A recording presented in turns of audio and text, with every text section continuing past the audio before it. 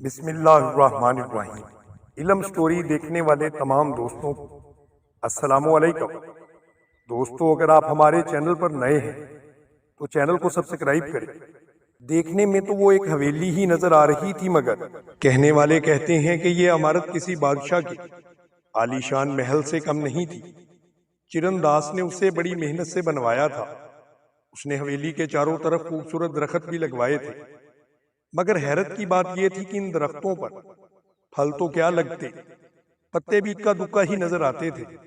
हवेली पर पिछली तरफ से खूबसूरत और लहलहाते खेत भी चिरनदास के ही थे। जितने भी किसान थे, इनमें सबसे अच्छी फसल चिरनदास की ही हुआ करती थी, और क्यों ना होती वो किसानों के मुकाबले में, क्योंकि मेहनत भी बहुत ज्यादा करता था। वजीर पृथ्वी सिंह बहुत लालची और जालिम था। उसने जैसे ही हवेली के बारे में सुना तो उसे हासिल करने की कोशिश शुरू कर दी। अगले ही दिन उसने चिरनदास को अपने पास बुला लिया और कहने लगा कि तुम एक किसान हो और तुम्हें भी दूसरे किसानों की तरह कुछ आम मकान में रहना चाहिए।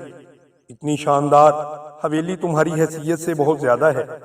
चिरनदास ने कहा, सरकार, मैं सिर्फ एक किसान ही नहीं बल्कि एक जिम्मेदार भी तो हूँ, और बचपन से लेकर अब तक मैंने जमीन पर अपना खून पसीना इस तरह बहाया है।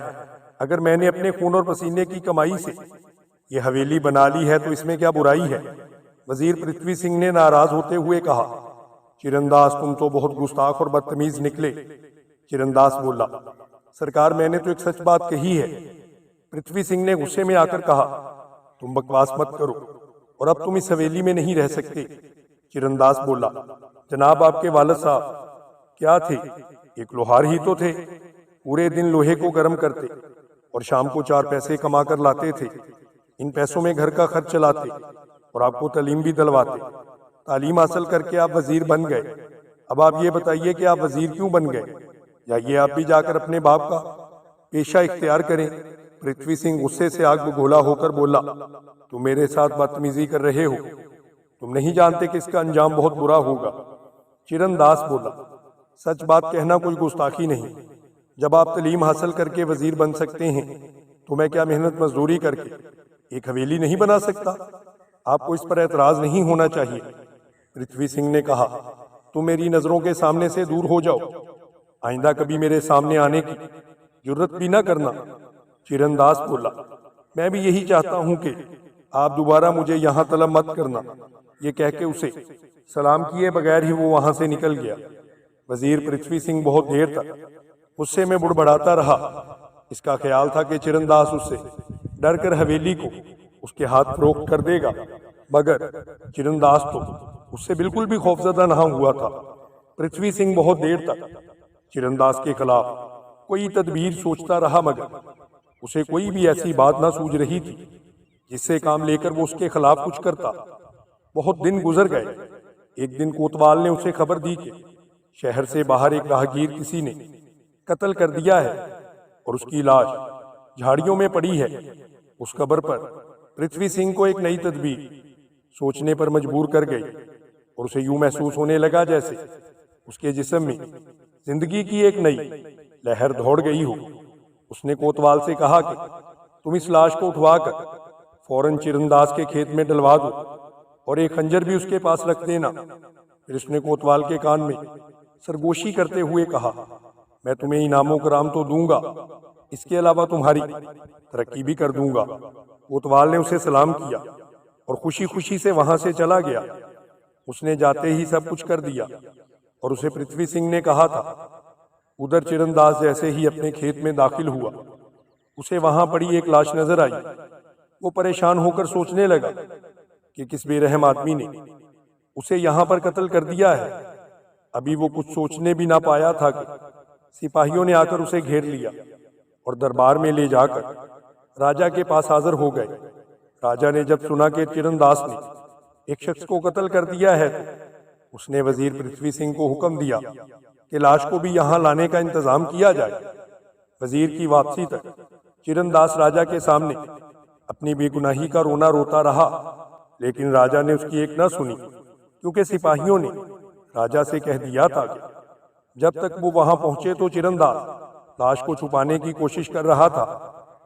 चिरंदास ने राजा को अपनी बेगुनाही का यकीन दिलाने की हजारहा कोशिश की, मगर सिपाहियों के बयान ने उसकी बेगुनाही के तमाम मौके खत्म कर दिए थे। राजा ने हुक्म दिया कि चिरंदास को फांसी पर लटका दिया जाए और इसकी हवेली और दूसरी तमाम जायदाद बेचकर उसकी रकम कत्ल होने वाले आदमी के वारसों में तकसीम कर दी जाए। अगले दिन चिरंदास को फांसी दे दी गई। हजारों लोग जमा थे और इनके सामने चिरंदास का जुर्म बताने के बाद उसे फांसी दे दी गई। वजीर पृथ्वी सिंह गरीब चिरंदास को देख देख कर मुस्कुरा रहा था।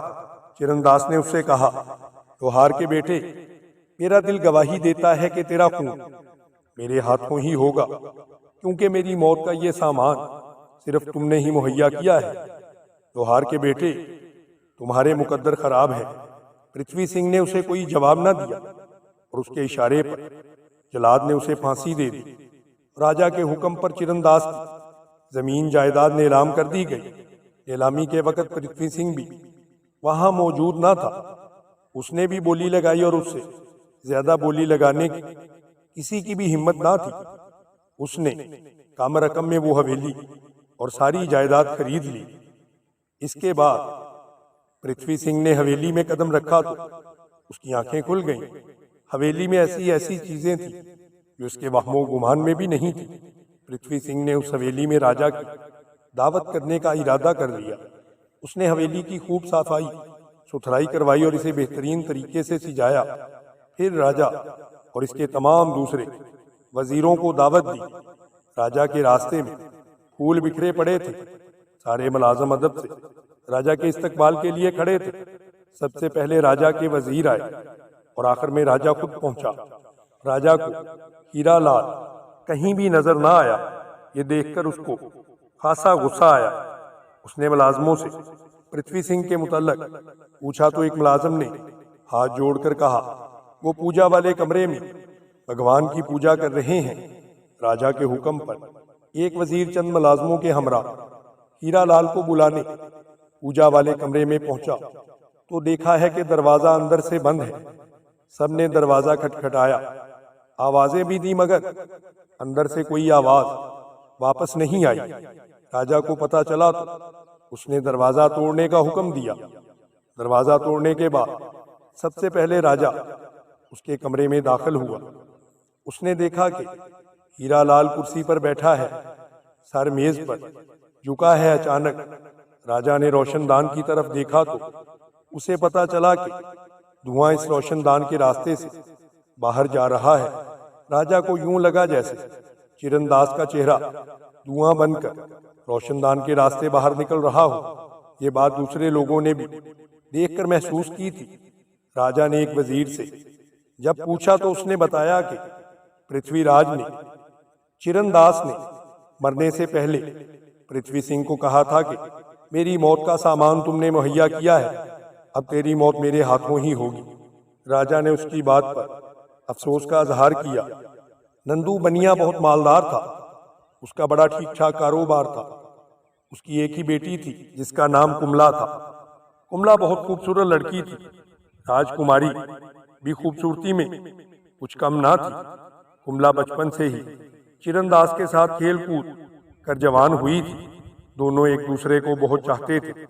बचपन से ही चिरंदास उससे कहता था कि कुमला, जब हम बड़े होंगे तो मैं तुमसे शादी कर लूंगा, मगर कुमला जवाब में कहती, चिरंदास, मेरे पिताजी तुमसे मेरी शादी कभी नहीं करेंगे क्योंकि तुम एक गरीब आदमी हो और मेरे पिताजी बहुत मालदार आदमी हैं। जवाब में चिरंदास उसे कहता, कुमला तुम फिक्र ना करो, मैं बड़ा होकर खूब मेहनत करूंगा, बहुत सारी दौलत कमाऊंगा, फिर तुम्हारे पिताजी तुम्हारी शादी मुझसे जरूर कर देंगे। चिरंदास उसी रोज से दिन रात मेहनत करने लगा था। नंदू बुनिया उसको जब इस तरह मेहनत करते देखता तो कहा करता था, यह लड़का बहुत जल्द किसी ऊंचे मुकाम पर पहुंच सकता है। एक दिन चिरंदास ने सोचा कि उसे दूसरे काम पर छोड़कर खेती बाड़ी करनी चाहिए, इस तरह फसल भी ज्यादा होगी। ये सोचते ही वो नंदू बुनिये के पास गया और बोला, मैं खेती बाड़ी करूंगा, मुझे थोड़ी सी जमीन दिलवा दें। बनिया उसकी बात सुनकर बहुत खुश हुआ। उसने उसे जमीन भी दे दी और साथ ही 2 बैल भी दे दिए। चिरनदास का बूढ़ा बाप शाम को जब बनिए के पास जाता तो बनिया उसके बेटे की खूब तारीफ करता, जिसे सुनकर चिरनदास का बाप बहुत खुश होता। चिरनदास जी जान से मेहनत करता था। हर साल उसकी फसल पहले से ज्यादा होती थी। 10 साल के अरसे में चिरनदास ने आसपास के लोगों से जमीन खरीद कर अपने खेतों को और ज्यादा वसी कर लिया था। एक खूबसूरत हवेली भी बनवा ली थी।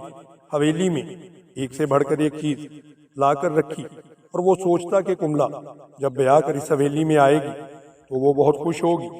एक दिन वो अपने बाप से बोला, बाबा तुम्हें पता है कि इतनी जमीन मैंने क्यों खरीदी है, ये इतनी शानदार हवेली क्यों बनवाई है?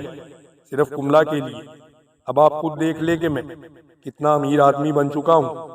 मुझे उम्मीद है कि अब इसके बाप को मुझे दामाद बनाने में एतराज नहीं होगा।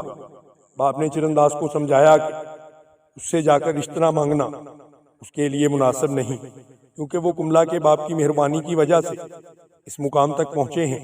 कहीं ऐसा ना हो कि वो हमसे नाराज हो जाए। इस पर चिरनदास को ये बात समझ में आ गई। उसने फैसला कर लिया कि वो 1-2 दिनों तक कुमला से बात करेगा। चंद दिनों बाद उसकी कुमला से बात हुई तो उसने कुमला से कहा कि वो अपनी माता से इसके मुतल्लक बात करे।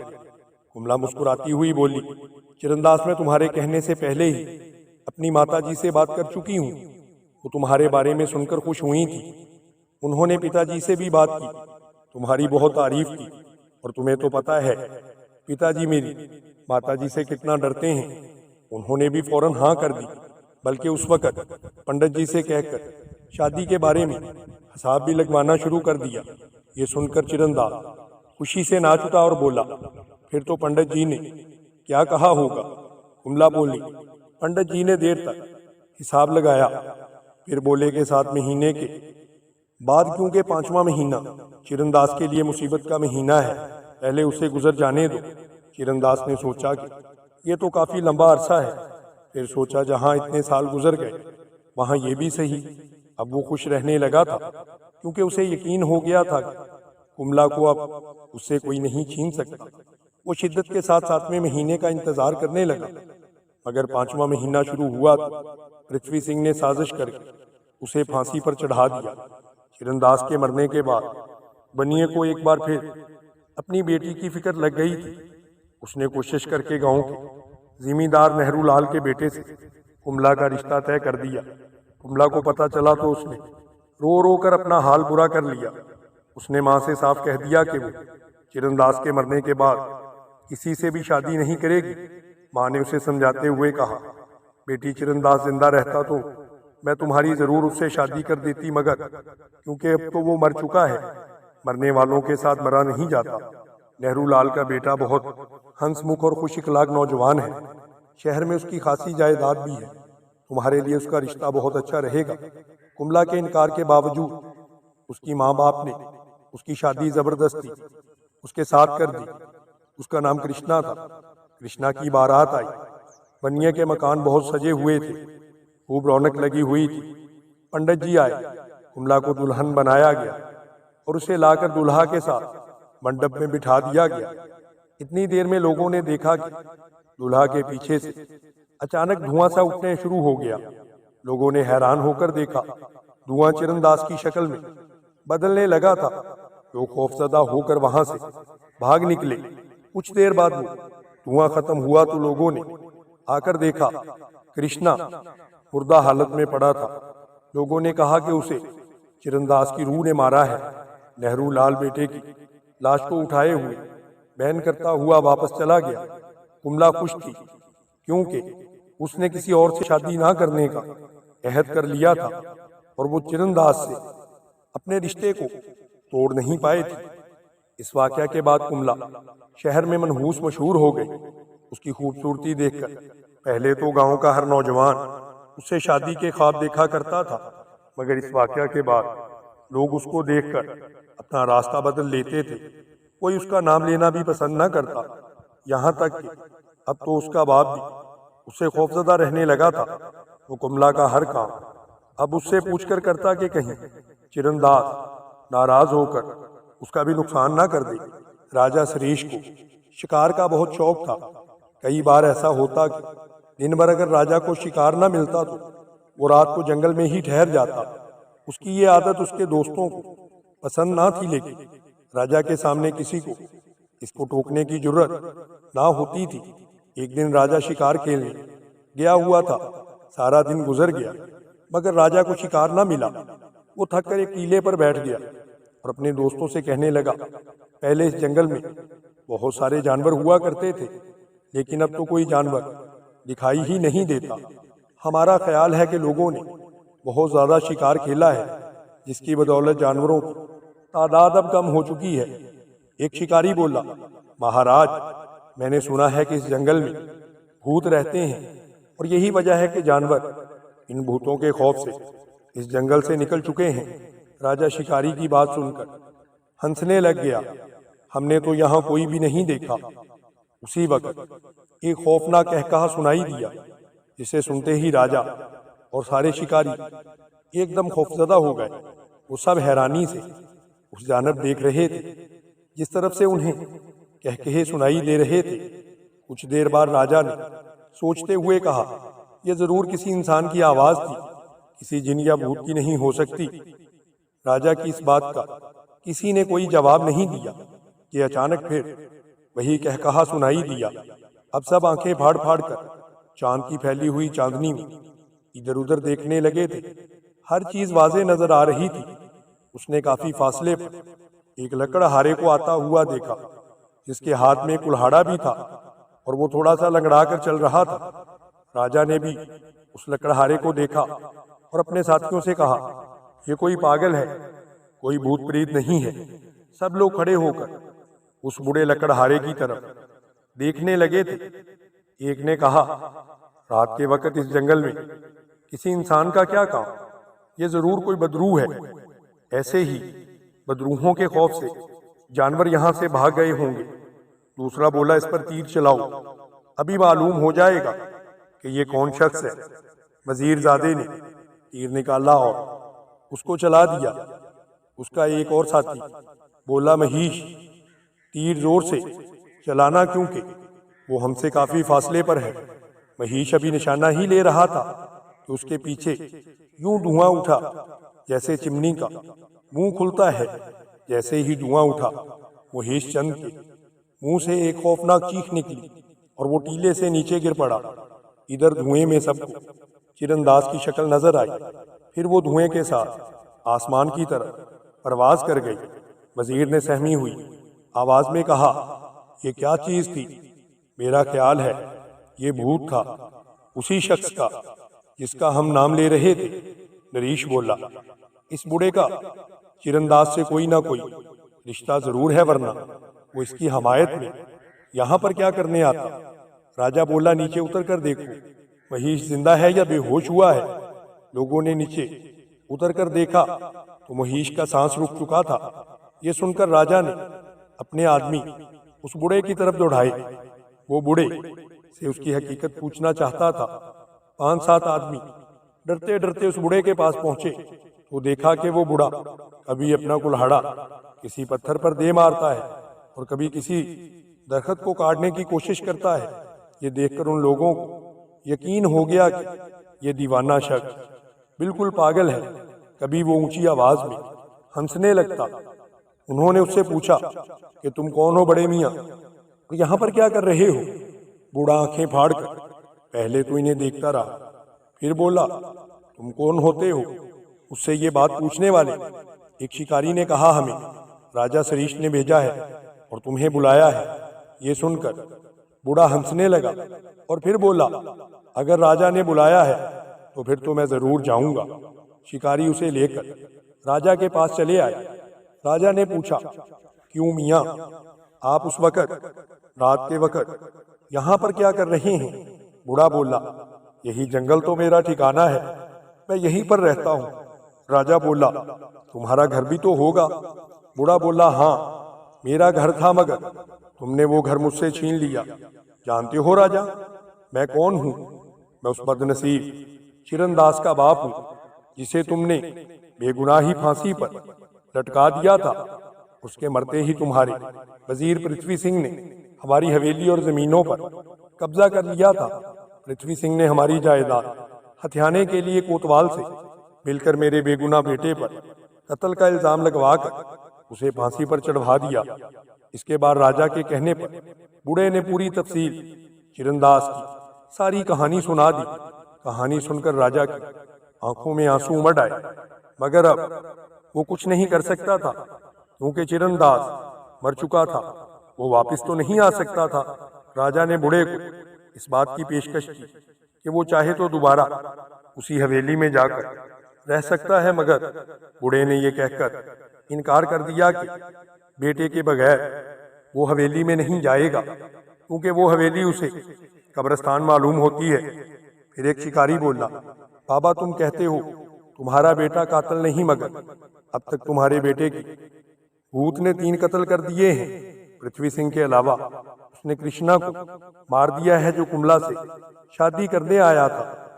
अभी अभी उसने महीश को भी मौत के घाट उतार दिया है। बूढ़ा हंसकर बोला, पृथ्वी सिंह को तो उसने ठीक कत्ल किया था। कुमला से वो खुद शादी करना चाहता था। अपनी जिंदगी में उसका ब्याह किसी से होने न देता। मरने के बाद लगता है कि अब उसका भूत उसकी जगह पर काम कर रहा है। उसने इसीलिए कृष्णा को मार दिया होगा। महीश चूंकि मुझे मारने वाला था इसीलिए उसने खत्म किया होगा। मैं बहुत खुश हूं कि मेरा बेटा अभी तक जिंदा है। वो अपने दुश्मनों को एक एक करके लगता खत्म कर रहा है। ये कहकर वो शोर मचाता हुआ वहां से भाग खड़ा हुआ। राजा अपने साथियों समेत महेश की लाश को लेकर वापस चला गया। वापस आकर राजा बहुत परेशान रहने लगा। उसे इस बात का दुख था कि उसने बेगुनाह चिरनदास को क्यों फांसी दी, क्यों लालची पृथ्वी सिंह की बात पर यकीन कर लिया और खुद तहकीकात करने की बजाय पृथ्वी सिंह की झूठी गवाहियों पर एक बेगुनाह को फांसी लटका दिया। राजा ने सोचा कि हीरा लाल के लालच और बदी की वजह से कई जानें ज़ाये हो चुकी हैं। वो सोचने लगा कि वो कौन सा ऐसा काम करे जिसकी वजह से चिरनदास उससे खुश हो जाए और उसका भूत रोज रोज लोगों को नुकसान पहुंचाना छोड़ दे। आखिर उसे एक बात सूझी। उसने चिरनदास के खानदान की तहकीक कराई तो उसे पता चला कि चिरनदास का एक भतीजा भी है जो तालीम हासिल करके जवान हो चुका है। राजा ने सोचा कि अगर किसी तरह कुमला भूषण से शादी कर ले और रजामंद हो जाए तो उन दोनों की शादी करके उसी हवेली को आबाद कर दे। इस तरह चिरनदास भी उससे खुश हो जाएगा। जो हवेली उसने अपनी महबूबा के लिए बनवाई थी आखिर वही उसमें जाकर आबाद हो गई। ये सोचकर राजा ने भूषण से बात की। भूषण को सारी बात समझाई तो वो कुमला से शादी करने के लिए रजामंद हो गया। फिर राजा ने कुमला का पता भी मालूम किया और खुद उसके घर जाकर बैठ के उसे समझाया। माँ बाप ने उसे बहुत समझाया, मगर वो कोई बात उसकी समझ में नहीं आ रही थी। बनिए ने उसे राजा का हुक्म सुनाया और कहा कि अब वो रोना धोना बंद करे और राजा के हुक्म की तामील में शादी पर रजामंद हो जाए। मुकर्रा तारीख पर दुल्हा दुल्हन को ब्याहने आया। राजा खुद तो ना आया, मगर उसके बहुत सारे वजीर इस शादी में शरीक थे। शाम का वक़्त था। सूरज गरूब होने में थोड़ा सा वक़्त बाकी रह गया था। बारात आ चुकी थी। लोग दूल्हा के इस्तकबाल के लिए आगे बढ़े। दूल्हा ने घोड़े से उतरने के लिए दायां पांव रकाब से बाहर ही निकाला था कि स्याह रंग का धुआं उठने लगा। दूल्हा की चीख निकल गई और धुएं ने चिरनदास की शक्ल इख्तियार कर ली। इधर दूल्हा बिना भूषण घोड़े से नीचे आ गिरा। उसकी आंखें निकल आईं। पल भर में सब कुछ खत्म हो गया। हर तरफ भूषण की खबर फैल चुकी थी। कुमला को पता चला तो वो खुश हुई और कहने लगी कि चिरनदास ने एक मर्तबा फिर मेरा हेड टूटने से बचा लिया, लेकिन उस लड़के को मारा नहीं है। राजा को इस बात का पता चला तो उसे बहुत दुख हुआ। उसने ऐलान करा दिया कि हवेली को ताला लगा दिया जाए। कुमला की आइंदा शादी के बारे में कोई बात ना की जाए। बूढ़े के बारे में भी कह दिया कि कोई शक चिरनदास के बाप को किसी किस्म की तकलीफ ना दे। वजीर कनौर राव को इख्तियार मिल गया था, इसलिए उसने हवेली में पक्का पक्का ताला लगवा दिया। चरणदास जो फसल बोई थी वो उसकी पककर तैयार हो चुकी थी। कनौर राव ने यह देखा तो बहुत से लोगों को इस बात पर राजी कर लिया कि वो आमदनी के चौथाई हिस्से के मुआवजे पर फसल की कटाई करें। मुलाजमों ने फसल काटना शुरू की तो बूढ़ा कुल्हाड़ी हाथ में लिए आ पहुंचा और कहने लगा, इस काश्त के मालिक तुम तो नहीं हो, इस फसल को उगाने वाला तो कोई और था, तुम फायदा हासिल करने वाले कौन होते हो? मुलाजमों ने कहा, वजीर कनौर राव ने हमें मुआवजा पर फसल काटने पर रखा है। बूढ़ा बोला, हाँ तुम्हारा कोई कसूर नहीं, वैसे वजीर आए तो उसे कह देना कि तुम इस फसल के मालिक नहीं हो। ये कहकर बूढ़ा हंसता हुआ वहां से चल दिया। शाम को वजीर आया तो लोगों ने बूढ़े के मुतल्लक बताया। वजीर कहने लगा, हाँ वो बूढ़ा बिल्कुल सच कहता है, ये फसल उसके बेटे ने बोई थी, मगर अब वो क्योंकि नहीं रहा, बादशाह ने ये जमीन मुझे दे दी है, इसलिए अब मैं ही उसका मालिक हूँ। फसल कटी, वजीर ने उसको अच्छे दामों बेचकर मुलाजमों को वादे के मुताबिक उनका मुआवजा दिया। रकम की थैलियां घोड़े की पीठ पर रखकर वो घोड़े पर सवार होने लगा कि अचानक चरणदास की रूह फिर नमूदार हुई और उसका गला दबाकर वहां से चलती बनी। राजा को इस बात की इत्तला मिली तो वो दुखी हुआ। उसे समझ नहीं आ रहा था कि वो चरणदास की रूह को सुकून पहुंचाने के लिए क्या करे और वो किस तरह से बेगुनाहों की जान छोड़ सकता है। लेकिन इस बार उसने जो गला दबाया था तो उसको छोड़ दिया था। वजीर कत्ल नहीं हुआ था, बल्कि बहुत ज्यादा डर की वजह से बेहोश हो चुका था। राजा ने बूढ़े बाप को बमुश्किल इस बात पर राजी किया कि अगर वो आशीर्वाद दे तो कुमला की शादी भी हो सकती है और वो हवेली दोबारा से आबाद भी हो जाएगी और बेगुनाह लोगों को कत्ल करना और बेहोश करना भी बंद कर दिया जाएगा। बूढ़ा बड़ी मुश्किल से राजी हुआ। राजा ने खुद अपने एक वजीर के साथ कुमला की शादी करने का फैसला किया। वजीर बड़ी मुश्किल से राजी हुआ क्योंकि वो इस बात से खौफजदा था कहीं उसके बेटे की भी शामत ना आ जाए और चरणदास उसे भी ना कहीं मार डाले। मगर राजा ने तसल्ली देते हुए कहा, फिर वो राजी हो गया। मुकर्रा दिन पर एक रोज फिर कुमला को जबरदस्ती दुल्हन बनाया गया। राजा के हुक्म पर कुमला की बारात उसी हवेली में ले जाने का इंतजाम किया गया। हवेली को दुल्हन की तरह सजाया गया। राजा बारात के साथ खुद हवेली पहुंचा। चरणदास का बूढ़ा बाप भी बारात के साथ आया हुआ था। दुल्हा दुल्हन को मंडप में बैठाया गया। चरणदास के वालन ने दोनों के सर पर हाथ रखकर इन्हें दुआ दी। उसी वक्त बूढ़े के कदमों में धुआं निकलने लगा। फिर ये धुआं चरणदास की शक्ल इख्तियार कर गया, लेकिन आज ये धुआं आसमान की तरह बुलंद नहीं हुआ था, बल्कि बूढ़े के कदमों में ही सिमट कर गायब हो चुका था। इस तरह से अपने बाप की वजह से चरणदास ने जिन लोगों को तंग करना शुरू किया था और मारना शुरू किया था, उनको मारने से वो बाज आ गया, क्योंकि उसका इंतकाम अब मुकम्मल हो चुका था और उसके बूढ़े बाप की दुआ की वजह से उसकी रूह को सुकून मिल चुका था। दोस्तों, अगर आपको हमारी कहानी पसंद आई हो तो हमारी वीडियो को लाइक करें, हमारे चैनल इलम स्टोरी टीवी को सब्सक्राइब करें और बेल आइकॉन को भी दबा दें ताकि हमारी हर नई आने वाली वीडियो की अपडेट आपको मौसूल होती रहे। जज़ाकल्लाह।